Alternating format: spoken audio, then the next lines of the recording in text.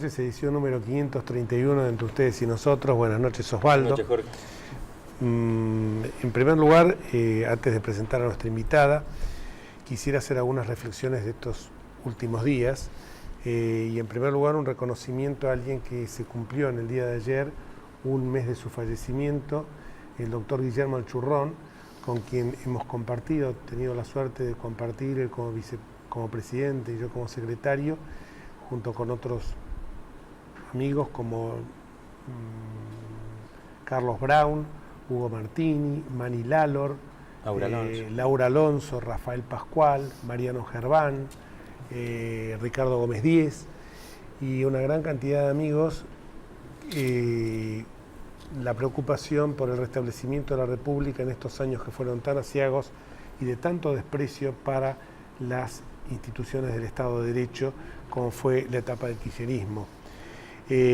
Por suerte, el momento que falleció, él había visto plasmada su obra, porque realmente desde que constituimos esa ONG que se llama Consenso Republicano, y que si Dios quiere la vamos a seguir manteniendo como un tributo, como un homenaje a Guillermo Alchurrón, vio plasmado todo el esfuerzo que había hecho buscando unir a una playa de dirigentes, parlamentarios, de distintos sectores políticos, de distintos sectores de la sociedad civil, ámbitos académicos, universitarios, etcétera, que todos bregamos por lo que finalmente se concretó, que es volver a un Estado de Derecho, que había sido tan avasallado durante estos 12 años de kirchnerismo.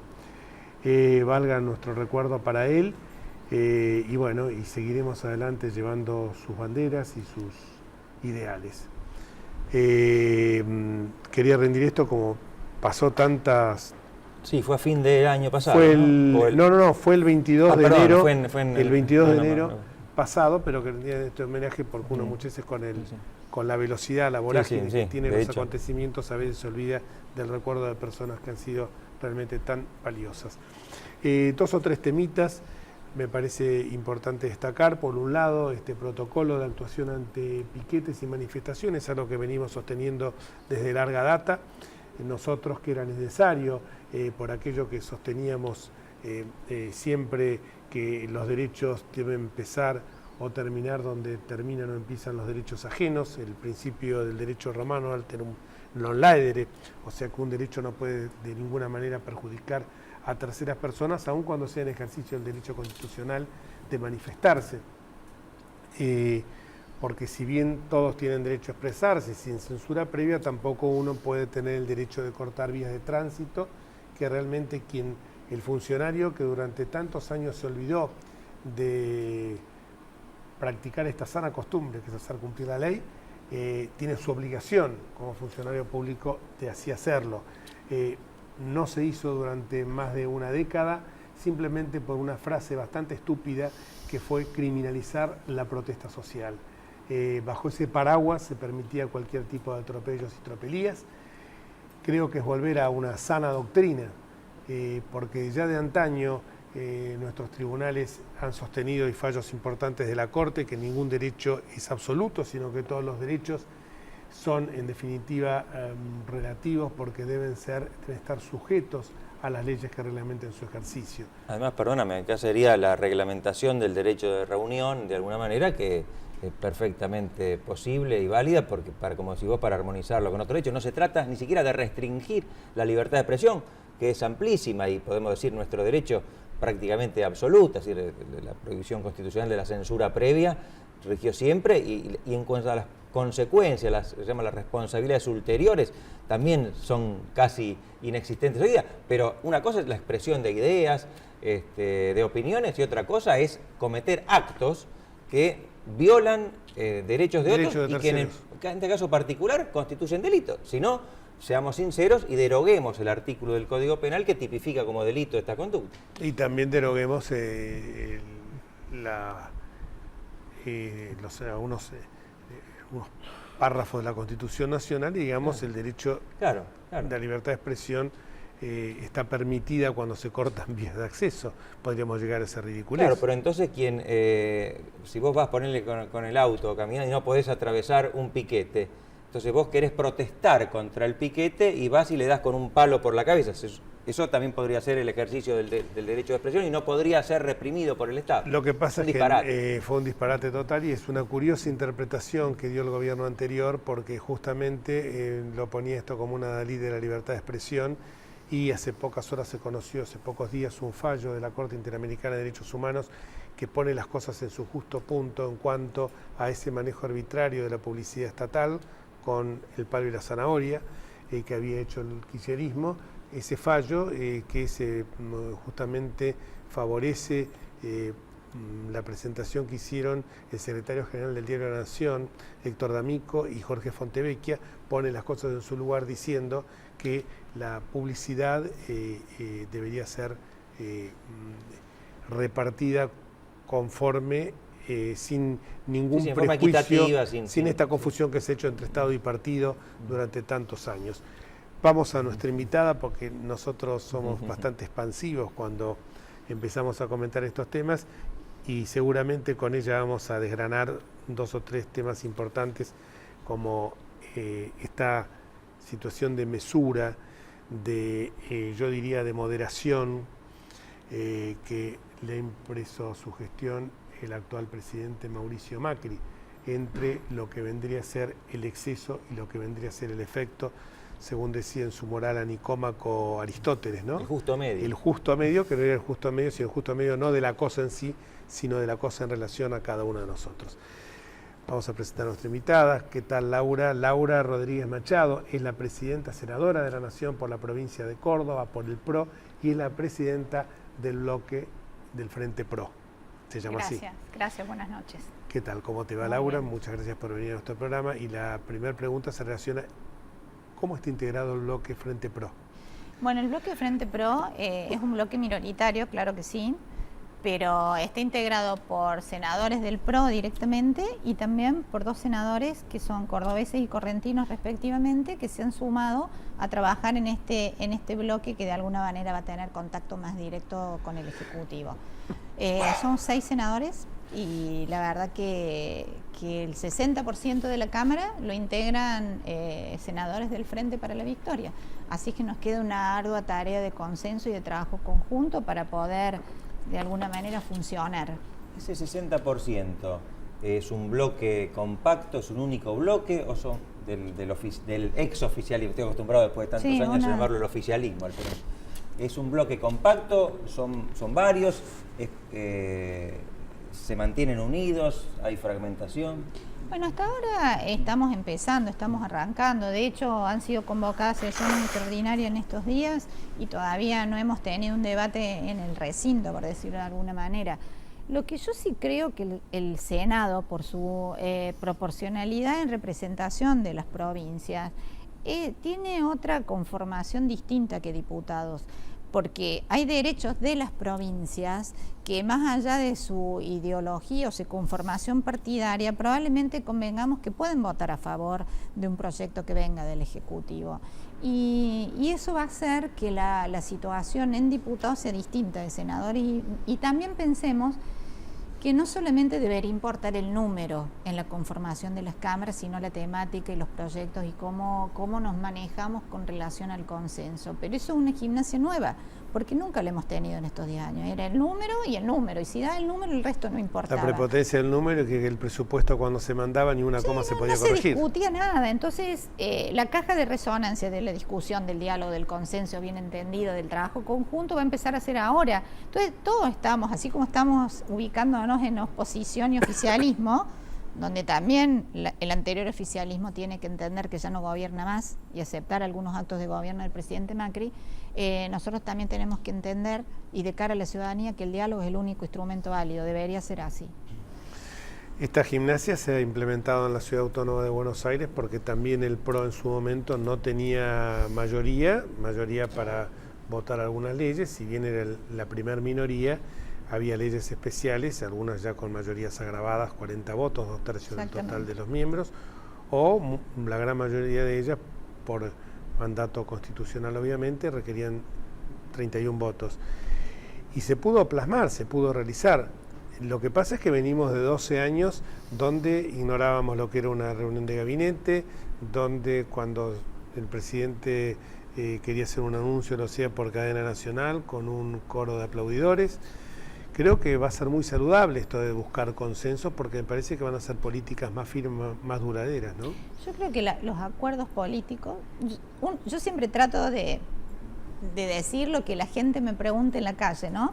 Y siempre en la calle dice, ¿cómo son los acuerdos políticos? Como dejando un marco de sombra de que si las tratativas, ¿no?, para lograr consenso tuvieran algún sesgo no muy claro. Bueno, para eso está el Senado y la Cámara de Diputados, para que estos acuerdos políticos sean muy claros a la sociedad, ver qué es lo que resignó cada partido y lo que pidió para negociar, y eso forma parte también de una transparencia en la forma de gobernar, porque si no, vos llamás a tu despacho a un representante de una provincia y la negociación era esa. Bueno, ahora debería ser en el Senado, en las comisiones. Entonces, estamos inaugurando una nueva forma de entender la política, para que no espante a la gente, ¿no? Para que pensemos que estos acuerdos son con mayúscula y no un acuerdo de abajo de la mesa, de cosas que no se pueden decir, de partes de contrato que tampoco se pueden leer. Bueno, ojalá que dejemos esa etapa para atrás.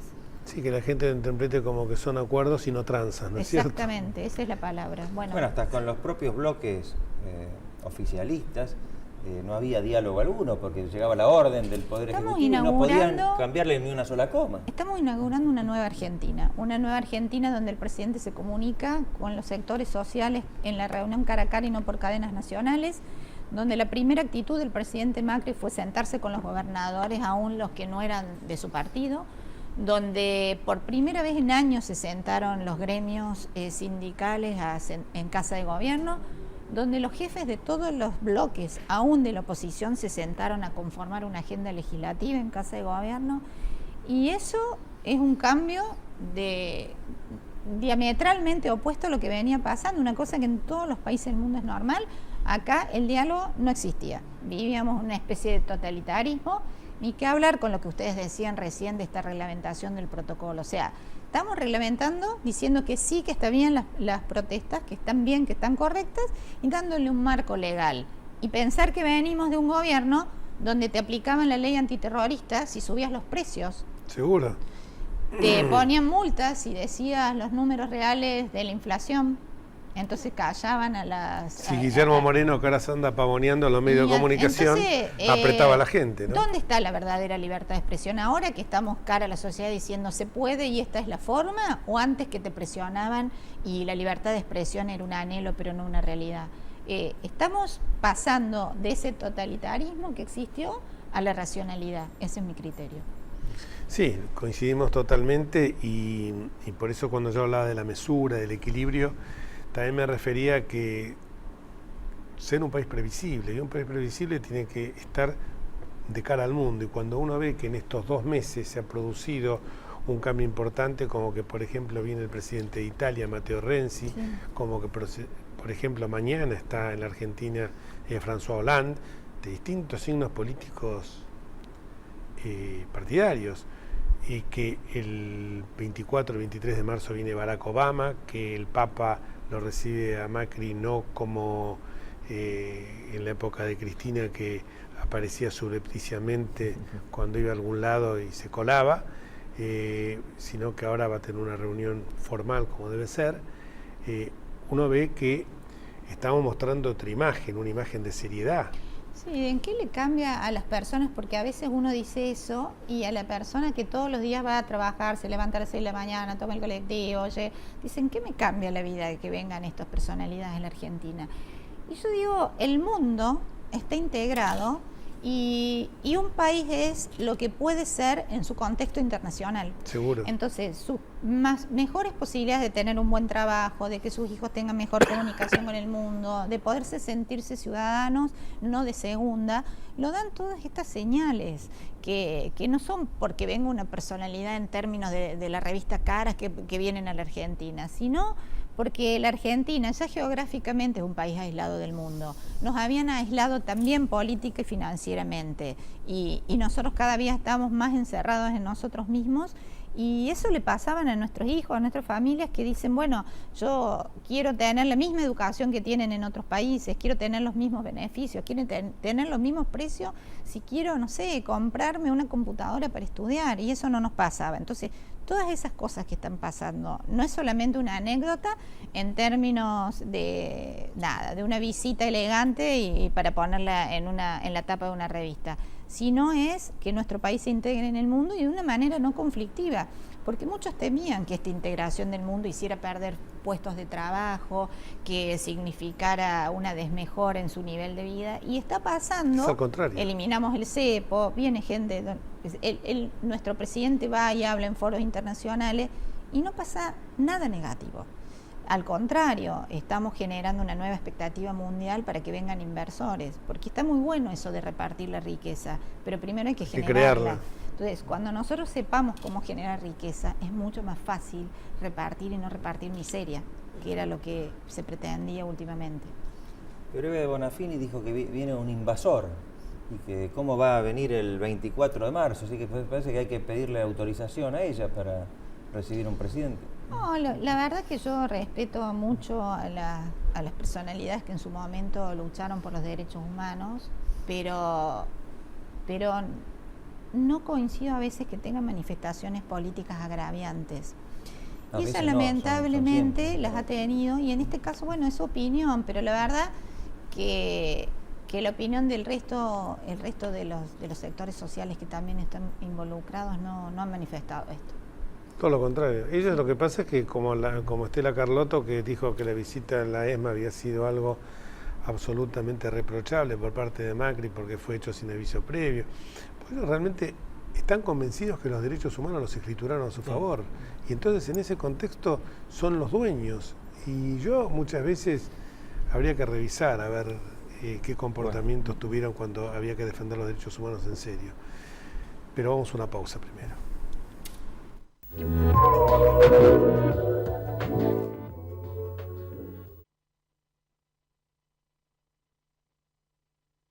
Escribanos en tu ciudad. Nuestro consejo es prevenir problemas. Colegio de Escribanos de la Ciudad de Buenos Aires. Consejo Federal del Notariado Argentino.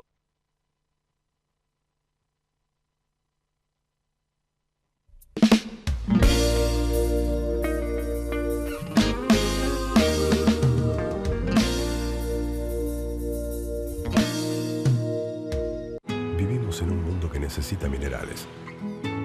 Pero sabemos que, antes que nada, necesitamos un mundo donde vivir. Cámara Argentina de Empresarios Mineros. Por una minería limpia, segura y sustentable. Andar, obra social de viajantes vendedores de la República Argentina. La mejor cobertura familiar al mejor precio. Planes de salud para particulares, trabajadores en relación de dependencia y monotributistas. 0810-345-0184. Andar, www.andar.org.ar. Sin abogados, no hay justicia. Si tiene alguna duda, consúltelos. Es un mensaje del Colegio Público de Abogados de la Capital Federal.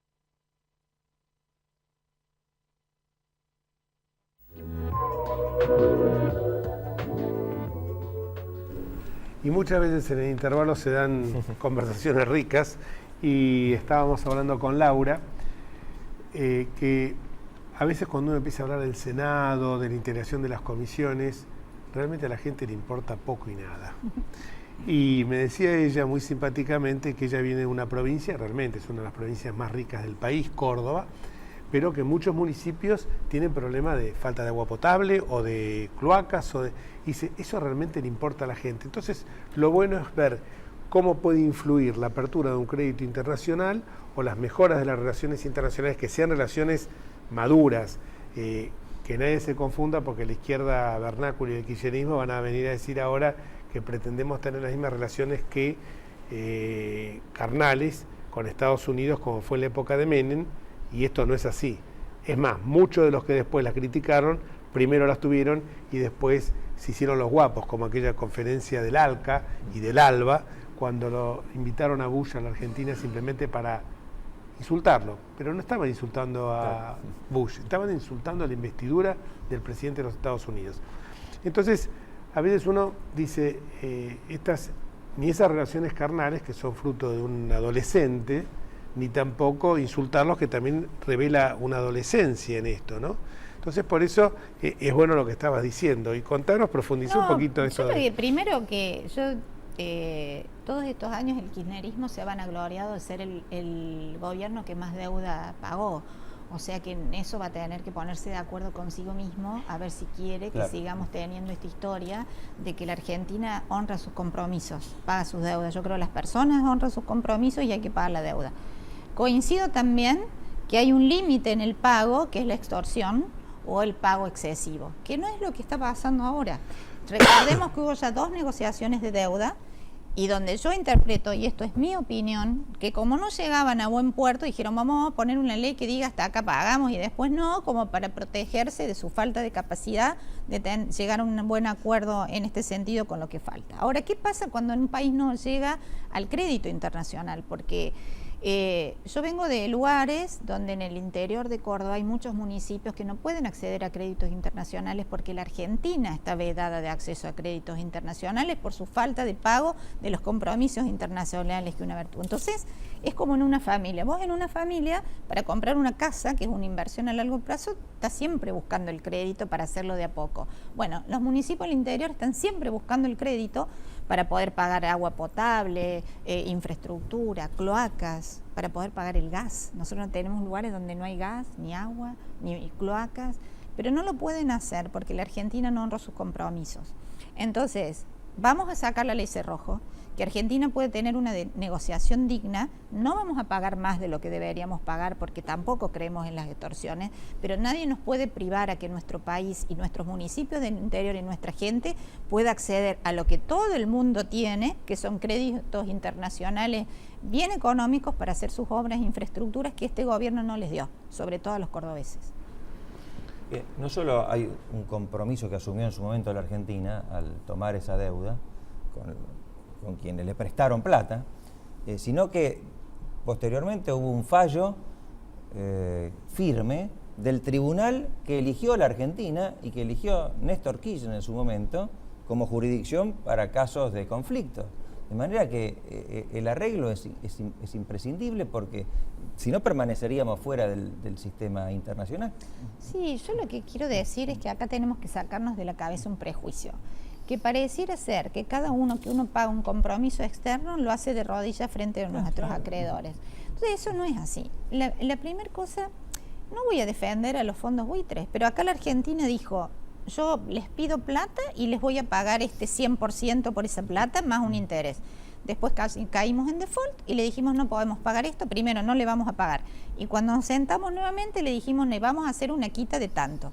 Hubo gente que aceptó, acreedores, y hay gente que no aceptaron, que dijeron yo quiero cobrar lo que ustedes en su momento se comprometieron a pagar. Esos son los que nosotros les llamamos fondos buitres, porque no quisieron hacer un descuento en lo que en su momento Argentina les dijo de pagar. Bueno, van a aceptar un descuento ahora, no van a cobrarle 100%. Entonces yo no sé si son buitres o qué, pero la Argentina está negociando bien. Así que dentro de un rato capaz les llamemos fondos gatitos, porque van a venir mansos y van a querer negociar con la Argentina. Esto es lo que Alberti llamaba la inteligencia de los intereses, ¿no es cierto? O sea, a veces, aparte también en todo esto, que tanto se cacareó con que no había que ponerse de rodillas, que los que hablábamos durante tanto tiempo nos acusaban a vos, a mí, a tantos otros, cipayos, gorilas, ultramontanos, fascistas, todo tipo de epítetos de esas características. También en algún momento hubo negociaciones que se trababan y que después resucitaban, y hubo muchos amigos del gobierno, amigos del poder de entonces, del kirchnerismo, que se beneficiaron con esa subida y esa baja, mejor dicho, con esas negociaciones que se trababan en determinado momento, cuestión que algunos bonos subían, otros bajaban, y se hacía un proceso especulativo que seguramente engrosó muchos bolsillos de quienes hoy están diciendo que esto es ponerse de rodillas ante los legítimos acreedores de una deuda que la Argentina debe honrar. Por eso, y también un día me gustaría averiguar cuánto se debe haber pagado a sus estudios en Estados Unidos y cuántos retornos debe haber habido, ¿no? Sí, eso es muy difícil. Es muy difícil de probar, pero... Lo que yo sí quiero decir es que estoy feliz que estamos en una nueva etapa. Vuelvo con la provincia que represento, los cordobeses, que fuimos humillados durante el gobierno anterior. A partir de la eliminación de las retenciones, aumentó un 50% la exportación de granos, menos el de soja, todo el resto, trigo, maíz, cebada, centeno.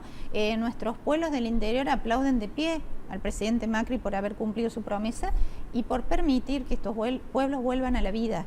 Así es que eso también lo quiero decir, porque pareciera que eliminar las retenciones es solamente a favor de los grandes campos o extensiones. No, es otra falacia. Fíjate vos que Nueva la soja todavía lo tiene, y ahora en el interior la gente está empezando a pensar de quedarse en sus ciudades y volver a recuperar la dignidad en esos pueblos que viven de la tierra. Esa es la verdad, viven de la tierra. El castigo el castigo que tuvo el kirchnerismo en las urnas con Córdoba, que posibilitó el triunfo de Mauricio Macri. Yo quiero decir que había lugares que nosotros sacábamos el 93% de los votos, que yo le pedí por favor a los fiscales del Frente para la Victoria que se queden porque iban a pensar que hubo fraude. 93, 87%. El 72 fue el de toda la provincia, pero había lugares donde ni siquiera le mandaron ayuda para los inundados, que se la prometieron y no se le enviaban, donde la gente, el resto de los votos, 93 sacaba Cambiemos y el resto eran en blanco. O sea, la verdad que sí, fue la provincia más castigada, más discriminada. Increíble, no iban los ministros. A nosotros lo que nos ha pasado era cachetearnos nuestra dignidad. Los ministros no iban, no nos nombraban en los discursos, prometían ayuda y después no las concretaban. Nuestras rutas, la gente se moría como moscas en las rutas nacionales porque no arreglaban los pozos. No se puede vivir en un país así.